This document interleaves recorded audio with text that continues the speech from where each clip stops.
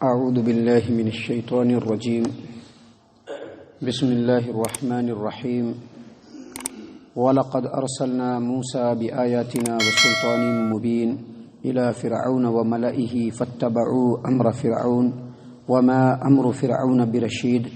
يَقْدُمُ قَوْمَهُ يَوْمَ الْقِيَامَةِ فَأَوْرَدَهُمُ النَّارَ بِئْسَ الْوِرْدُ الْمَوْرُودُ وَأُتْبِعُوا يقدم قومه يوم القيامة فأوردهم النار وبئس الورد المورود وأتبعوا في هذه لعنة ويوم القيامة بئس الرفد المرفود۔ محترم سامعین کرام، سورہ ہود سورہ نمبر 11 اور اسی صورت سے آیت نمبر 96 سے لے کر کے 99 تک، یعنی 90 پر 6، 90 پر 7، 90 پر 8، 90 پر 9، یہ چند آیات آپ کے سامنے تلاوت کی گئی ہے۔ ان آیات کے اندر اللہ تبارک و تعالیٰ نے موسیٰ علیہ السلام اور فرعون اور ان کے پیروکار کا تذکرہ فرمایا ہے۔ موسیٰ علیہ السلام کا واقعہ قرآن کریم میں اللہ تبارک و تعالیٰ نے مختلف جگہوں پر بڑی وضاحت کے ساتھ بیان کیا ہے۔ بہت ہی وضاحت کے ساتھ اللہ تبارک و تعالیٰ نے موسیٰ اور فرعون اور ان کے پیروکاروں کا واقعہ بیان کیا ہے، اور چاہے تفصیل سے بیان کیا جائے چاہے مختصراً بیان کیا جائے، جو واقعے بیان کیے جاتے ہیں اس کا مقصد یہ ہوتا ہے کہ سننے والا اور ان واقعات کو پڑھنے والا دراصل جو بدکردار لوگ ہیں، جو نافرمان لوگ ہیں، ان کا انجام کیسا ہوا، ان کے انجام سے عبرت اور نصیحت حاصل کرے۔ یہاں پر اللہ تبارک و تعالیٰ نے موسیٰ علیہ السلام اور فرعون کے جو واقعے کو جو تذکرہ کیا ہے، اس میں سب سے پہلے میں آپ کو بتلا دوں کہ موسیٰ علیہ السلام بذات خود بڑے جلیل القدر پیغمبر، بڑے ہی مضبوط جسم والے، بڑے ہی جلالی طبیعت کے مالک، اور اللہ تبارک و تعالیٰ نے ان کو ایسے ظالم و جابر اور قاہر بادشاہ کے مقابلے میں نبوت عطا کیا، جس کی قہرمانی اور جس کی کبر اور نخوت کا اندازہ آپ اس بات سے لگا سکتے ہیں کہ جب وہ بادشاہ ہوا تو اس نے اپنی قوم کے سامنے یہ ایکسیپٹ کرایا کہ میں اپنی قوم کا خدا ہوں، اس کا مالک ہوں، اس کا اللہ ہوں، میرے علاوہ کوئی اللہ نہیں ہے۔ اور قوم نے بھی اس بات کو ایکسیپٹ کیا کہ وہ ہمارا خدا ہے، ہمارا معبود ہے، اس کے علاوہ ہمارا کوئی الہ نہیں۔ محترم سامعین کرام، ایسے جابر اور ظالم بادشاہ کے سامنے جب اللہ تبارک و تعالیٰ نے موسیٰ علیہ السلام کو نبوت سے نوازا تو بن مانگے 2 ایسے معجزے دیے نبوت کے ساتھ ساتھ کہ جن معجزوں کی موجودگی میں موسیٰ علیہ السلام اس بات کے اہل ہوئے، اس بات کے لائق ہوئے، اور یہ ان کے اندر ہمت اور طاقت آئی کہ ایسے دبدبا اور شان و شوکت والے بادشاہ کے دربار میں پہنچ کر کے انہوں نے کھلم کھلا اللہ تبارک و تعالیٰ کے پیغام کو ان کے سامنے پہنچایا اور بتلایا کہ ایک اللہ تبارک و تعالیٰ کی حاکمیت کا تم کو اقرار کرنا ہے، اپنی خدائی کے دعوے سے تم کو دستبردار ہونا ہے، اور بنی اسرائیل کے اوپر تم نے ظلم و ستم جو ڈھا رکھے ہیں اس کو بند کرنا ہے، اور اس قوم کو رہا کر کے میرے ساتھ اس کو یہاں سے واپس بھیجنا ہے۔ محترم سامعین کرام، انہی باتوں کی طرف اشارہ کرتے ہوئے اللہ تبارک و تعالیٰ نے یہاں پر فرمایا وَلَقَدْ أَرْسَلْنَا مُوسَى بِآيَاتِنَا وَسُلْطَانٍ مُبِينٍ، ہم نے موسیٰ علیہ السلام کو اپنے معجزے اور مضبوط سند یعنی نبوت کی سند دے کر کے الی فرعون وملئہ، فرعون کی طرف اور ان کے درباریوں کی طرف بھیجا۔ آپ کو تو معلوم ہے کہ موسیٰ علیہ السلام کو اللہ تبارک و تعالیٰ نے عصا دیا،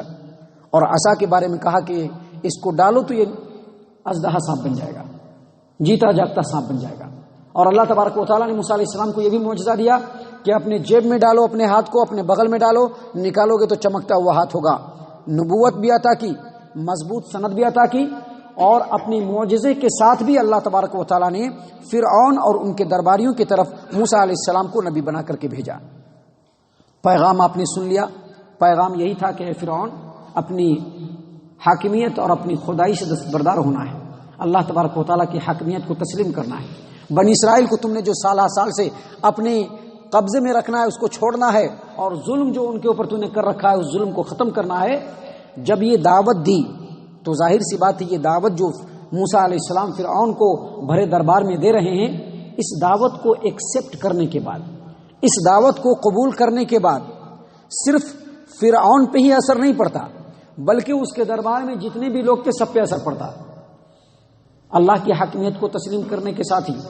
بنی اسرائیل کو چھوڑنے کے ساتھ ہی، نہ صرف یہ کہ فرعون کو اپنی گدی چھوڑنا پڑتی، موسیٰ علیہ السلام کی اتباع کرنی پڑتی،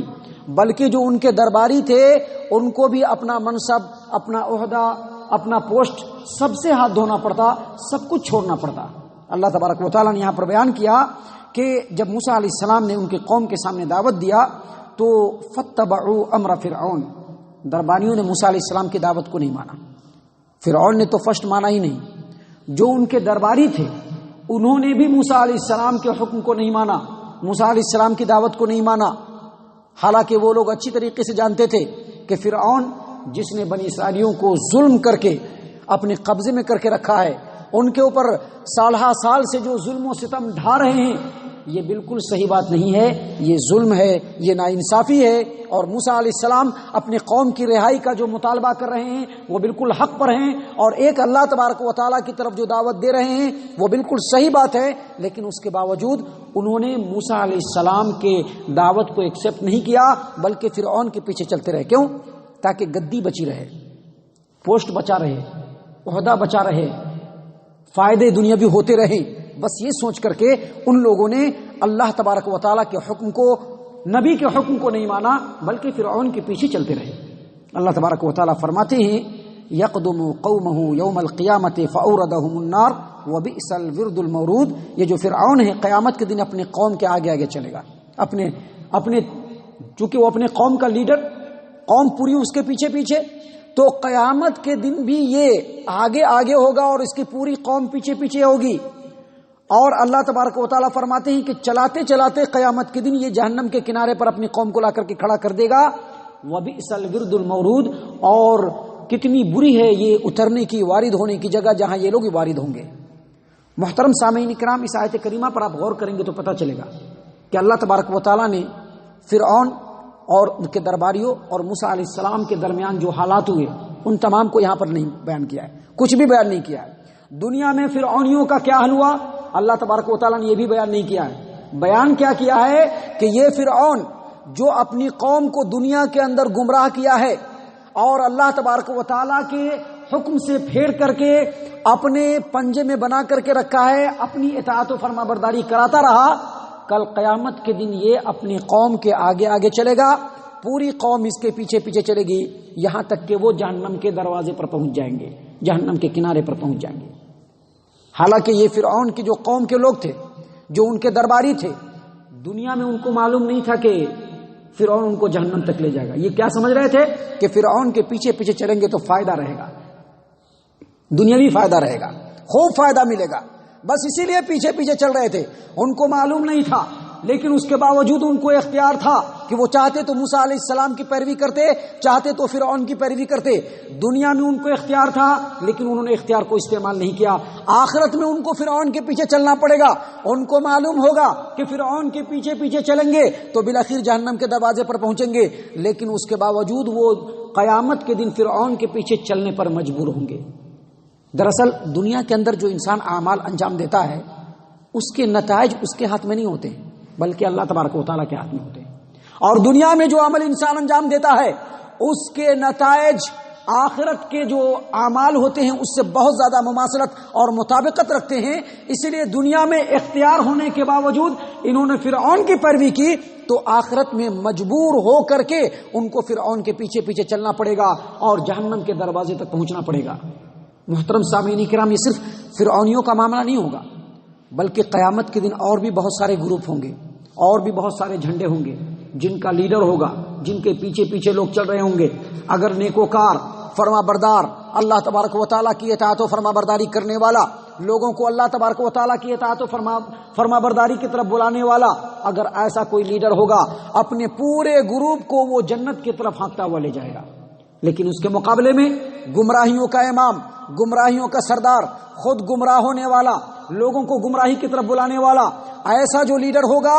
وہ اپنے پورے گروپ کو لے کر کے جہنم کی طرف چلا جائے گا۔ محترم سامعین کرام، چاہے وہ فرعون ہو، چاہے اس طرح کے جتنے بھی گمراہیوں کے امام ہو، جب اپنے گروپ کو ہانک رہے ہوں گے، اللہ تبارک و تعالیٰ نے قیامت کے دن کا نقشہ کھینچتے ہوئے سورہ احزاب میں فرمایا ہے کہ جو پیچھے جلنے والے لوگ ہوں گے، جب ان کو معلوم ہو گیا کہ اب ہم جہنم میں جا کر کے رہیں گے، ہمارا ٹھکانہ بہت برا ہونے والا ہے، اللہ تبارک و تعالیٰ کے عذاب کے گرفت میں آ رہا ہے ہم، تو اس وقت وہ اپنے لیڈر کو بد دعا دینا شروع کر دیں گے. اللہ نے سورہ احزاب میں کہا ربنا انا اطعنا سادتنا وکبراءنا فاضلونا السبیل ربنا آتهم ضعفین من العذاب. اے اللہ دنیا میں ہم اپنے بڑوں کی پیروی کرتے رہ گئے، ہمارے سامنے اللہ اور اس کے رسول، اللہ اور رسول اکرم صلی اللہ علیہ وسلم کے فرمان کو بیان کرنے والا آیا تھا، حق بات کی رہنمائی کرنے والا آیا تھا، ضلالت و گمراہی اور ہدایت کے درمیان فرق کرنے کی بات کرنے والا آیا تھا، لیکن ہم نے اس کی بات کو تسلیم نہیں کیا، بلکہ اپنے اس لیڈر کی بات کو تسلیم کیا، اپنے ان بڑوں کی بات کو تسلیم کیا، اپنے ان بزرگوں کی بات کو تسلیم کیا، بس ان کے پیچھے پیچھے چلتے رہے. اے اللہ انہوں نے ہم کو گمراہ کیا ہے. انا اطعنا سادتنا وکبراءنا فاضلونا السبیل، ہم کو گمراہ کیا ہے. ربنا آتهم ضعفین من العذاب، اے اللہ یہ جو لیڈر ہیں، یہ جو ہمارے بڑے ہیں جن کی پیروی ہم نے کی ہے اللہ اور اس کے رسول کے مقابلے میں، اے اللہ ان کو دوہرا عذاب تو دے دے. محترم سامعین اکرامی، جو آیت کریمہ ہے جس میں اللہ تبارک و تعالیٰ نے یہ باتیں بیان فرمائی ہیں، دراصل یہ ہر دور کے ان گروپ، ان جماعتوں اور ان رہنماؤں کے لیے بہت زیادہ عبرت اور نصیحت ہے اس میں، جو اللہ اور اس کے رسول صلی اللہ علیہ وسلم کے فرامین کو جاننے کے بعد بھی، ہدایت کے راستے کو پہچاننے کے بعد بھی، محض اپنی دنیا بنانے کے لیے، محض اپنی سرداری کو قائم رکھنے کے لیے، محض اپنی چودراہٹ کو لوگوں کے سامنے قائم رکھنے کے لیے، محض اپنے دنیاوی فائدوں کے لیے لوگوں کو خود بھی گمراہ ہوتے ہیں اور لوگوں کو گمراہ کرتے ہیں. ایسے تمام لوگوں کے لیے اس آیت کریمہ کے اندر بہت زیادہ عبرت ہے. آپ دیکھیے اس آیت کریمہ میں اللہ تبارک و تعالیٰ نے فرمایا یقدم قومہ یوم القیامت فاوردہم النار وبئس الورد المورود. قیامت کے دن یہ فرعون جو ہوگا اپنی قوم کے آگے آگے چلے گا اور آہستہ آہستہ چلتے چلتے اپنی قوم کو جہنم کے دروازے پر لا کر کے کھڑا کر دے گا. بئس الورد المورود، فاورد بئس الورد المورود. یہ جو ورد کا جو لفظ ہے وردا، اس کا مطلب ہوتا ہے ایک آدمی پیاسا ہے، اور پیاسا ہے تو پانی کے لیے بھٹک رہا ہے، پانی کو تلاش کر رہا ہے. پانی کو تلاش کرتے کرتے دھیرے دھیرے جب وہ پنگھٹ پہ آ جاتا ہے اسی کو کہتے ہیں ورود، اسی کو کہتے ہیں فاوردا. یعنی پانی کو تلاش کرتے کرتے وہ پنگھٹ پہ پہنچ گیا تاکہ پانی پی لے. اس کے جسٹ اگینسٹ کا جو لفظ ہے وہ صدرہ کا مطلب ہوتا ہے پانی پی کر کے پیاس کو بجھا کر کے واپس آنا، اور ورود کا مطلب پنگھٹ بھی ہوتا ہے. دراصل یہ فرعون کے جو سردار لوگ تھے، فرعون کے جو درباری لوگ تھے، فرعون کے پیروکار جو لوگ تھے، یہ دنیا میں فرعون کی فرما برداری صرف اس لیے کیے تاکہ ان کو اطمینان مل جائے، ان کو سکون مل جائے، مال و دولت مل جائے، سونے کے سکے مل جائیں، سرداری مل جائے، عیش و عشرت مل جائے، آرام مل جائے. یہ سوچ کر کے انہوں نے فرعون کی اتباع اور فرما برداری کی. دنیا میں بھی نیست و نابود ہوئے پانی میں ڈوب کر کے، اور قیامت کے دن بھی فرعون کے پیچھے پیچھے چل کر کے جہنم میں چلے جائیں گے. چاہا تھا پانی ملنا، چاہا تھا پیاس بجھانا، چاہا تھا اطمینان حاصل کرنا، لیکن اللہ تبارک و تعالیٰ نے ان کو جہنم کا ایندھن بنا دیا. اسی لیے اللہ تبارک و تعالیٰ نے اس لفظ کو انتہائی بلاغت کے ساتھ یہاں پر استعمال کیا، فَأَوْرَدَهُمُ النَّارِ وَبِئْسَ الْوِرْدُ الْمَوْرُودُ. اور فرعون نے اپنی قوم کو جہنم کے دروازے پر لا کر کے کھڑا کیا، اور بہت بری جگہ ہے یہ اترنے کی جہاں پر یہ لوگ اترے.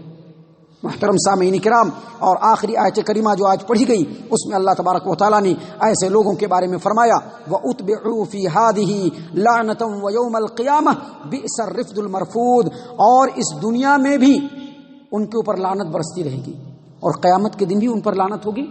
اور بہت ہی برا بدلہ ہے جو ان کو اللہ تبارک و تعالیٰ کی طرف سے دیا جا رہا ہے. یہ جو بدترین قسم کے لوگ ہیں،